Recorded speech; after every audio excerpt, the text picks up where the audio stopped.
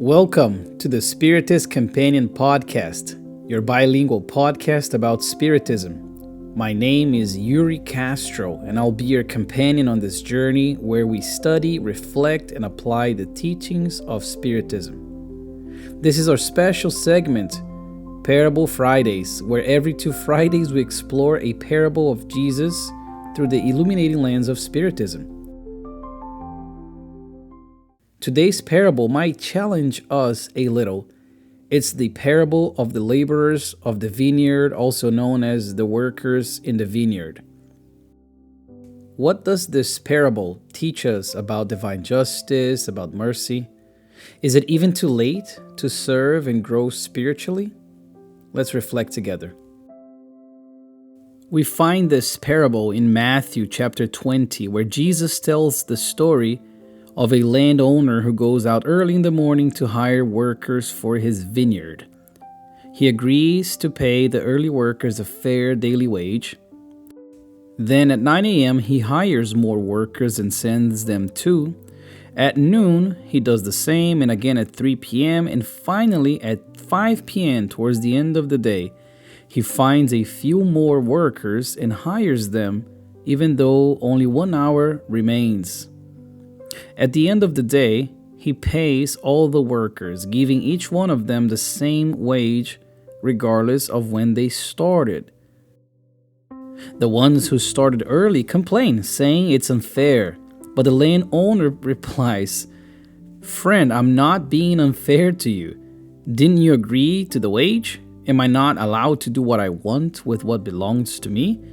Or are you envious because I am generous?" Jesus therefore concludes, "So the last will be first, and the first will be last." What is the Spiritist interpretation then? It's a lesson in divine equity. At first glance, this parable may seem unfair.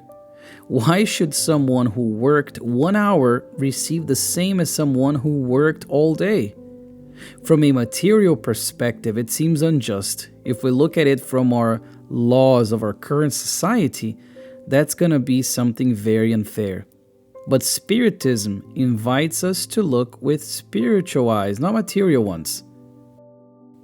In the Gospel according to Spiritism, chapter 20, Allan Kardec includes this specific parable in the section titled Workers of the Last Hour. Here, the vineyard represents the spiritual work of renewal, of service, and of transformation. It's the place and the time that we have to work on ourselves, to improve ourselves spiritually and morally. The wage is the spiritual reward, peace of conscience, enlightenment, inner progress.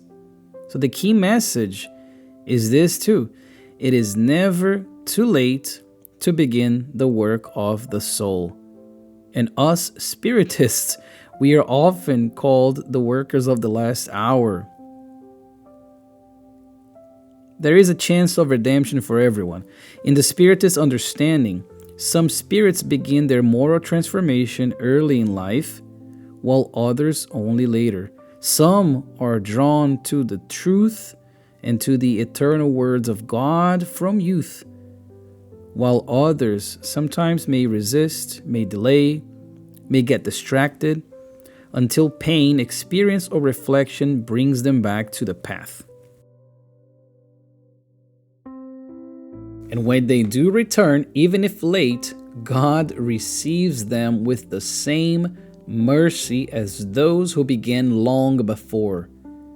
This is not injustice. It's quite the opposite. It is the perfection of divine compassion and equity. It's a testimony of the mercifulness quality of God. As the spirits explained to Kardec, each spirit progresses at its own pace.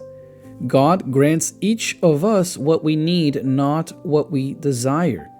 So respecting people's own pace is something that divinity does already. And that's something we must understand, for people do have their own pace of evolution.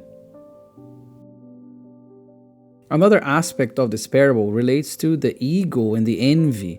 Why do the early workers feel wronged? Not because they were cheated, they were paid exactly what was promised to them. But their pain comes from the comparison, the ego, the pride. This reflects a common human weakness, feeling dissatisfied not because of what we lack, but because someone else received something too. How many times have we not been in this position? How many times have we not felt cheated, perhaps, because someone else was awarded something that we thought they didn't deserve? But we must understand the lesson, my dear friends, that spiritual growth, spiritual evolution is not a competition. There is no scarcity in divine love. There's always love. There's always the wage that Jesus talked about in the parable for every worker that goes and works in the vineyard. As we learn from some benefactors, only the immature spirit sees love as something to be earned. The awakened spirit knows it is something to be shared. And from a spiritual perspective, we can even think of reincarnation. We understand that this parable, through the lens of reincarnation, receives or it gets a different meaning. Each spirit is unique and is on a unique evolutionary journey, as logic will tell. Some may have begun their inner work in previous lives and now reap the rewards of peace and understanding. Others may just now be awakening to their spiritual purpose. God, in His divine wisdom, does not penalize the soul for taking longer. Instead, He rejoices when the soul finally chooses the good, no matter when. When the spirit finally chooses to work on the vineyard, even if at 5 p.m., as we learn in the parable. And the moment the soul sincerely commits to love, truth, and charity, it receives the same essential reward, alignment with divine law. So how can we apply this parable to our daily lives? 1. Letting go of envy, especially spiritual envy. So rejoicing in the growth of others. Rejoicing whenever we see a worker of the last hour come to the vineyard. For we all win when one person awakens and decides to become a worker as well. Number 2, never think it's too late. Even if you have delayed your progress, your work at the vineyard, you can begin now. Every act of charity, every act of love, every act of moral transformation, inner transformation, the true transformation counts. Number 3, serve without comparison. So do not work for recognition, do not work for comparing yourself to others. Work for growth, for love, for our dear God. Welcome the new workers is number 4. In Spiritist centers, in families, in friendships, in your community, greet those who arrive late with encouragement, not judgment. Remember, we're all workers of the last hour. So, my dear friends, the vineyard of spiritual work is vast, and it is never too late to start working there. The divine landowner, that is, God, invites you in every moment to labor in the field of the soul. Let us not envy those who began before us. No, nor despair if we feel that we are already too late. What matters is that we say yes when the call comes. And the call is now.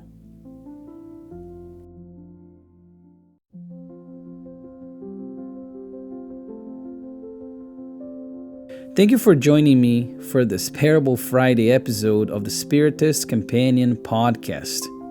If this message touched your heart, I invite you to share it with someone who might need encouragement to begin or to begin again.